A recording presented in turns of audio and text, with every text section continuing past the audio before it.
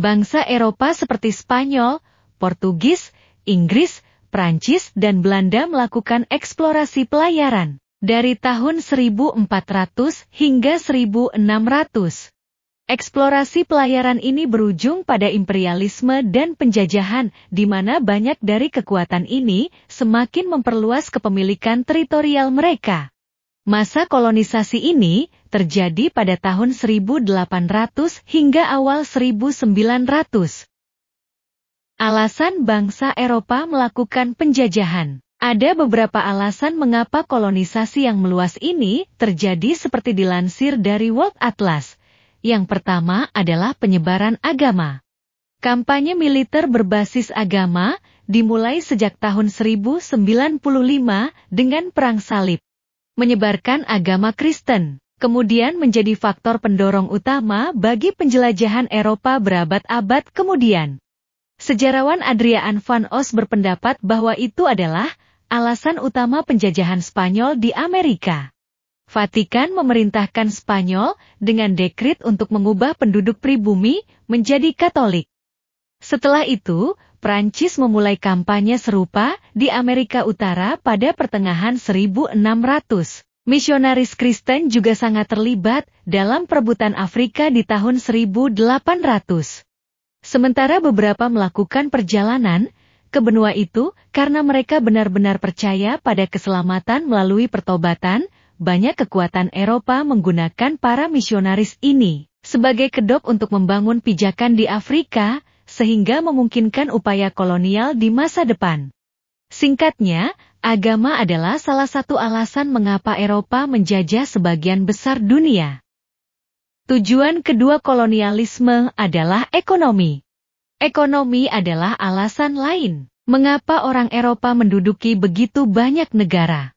Memang, tujuan kedua penjajah Spanyol adalah mengamankan simpanan emas dan perak di seluruh Amerika Selatan, Amerika Tengah, dan Meksiko.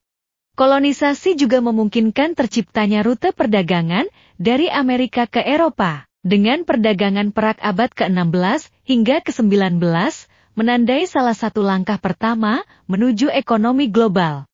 Prancis dan Inggris kemudian terlibat dalam perdagangan bulu di Amerika Utara, pada tahun 1600, yang paling terkenal adalah perdagangan budak transatlantik, dimulai pada tahun 1500, di mana orang Eropa membeli atau menangkap orang Afrika dan memindahkan mereka ke Amerika. Namun, praktik ini menyentuh alasan lain penjajahan Eropa, yakni rasisme. Tujuan ketiga kolonialisme adalah rasisme. Selama tahun 1800, kepercayaan pada superioritas ras tertentu dianggap secara empiris dibenarkan, muncul sebagai kekuatan yang kuat di kalangan elit Eropa. Rasisme ini kemudian menjadi pembenaran untuk penjajahan. Misalnya, bagian penting dari proyek kolonial Prancis abad ke-19 di Afrika adalah misi pembudayaan, gagasan bahwa tugas mereka adalah membawa peradaban ke masyarakat yang sebelumnya tidak beradab. Bahkan setelah Perang Dunia Pertama, dengan gagasan penentuan nasib sendiri, kini mendominasi hubungan internasional, kolonialisme terus berlanjut.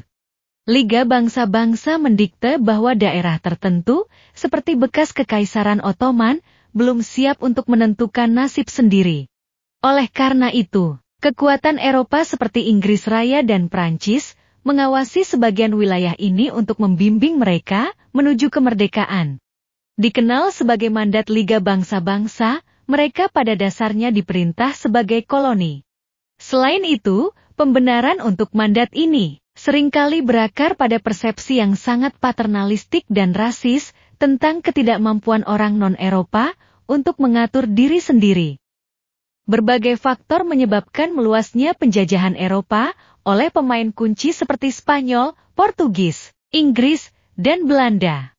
Agama adalah prinsip penuntun bagi banyak orang, seperti keuntungan finansial.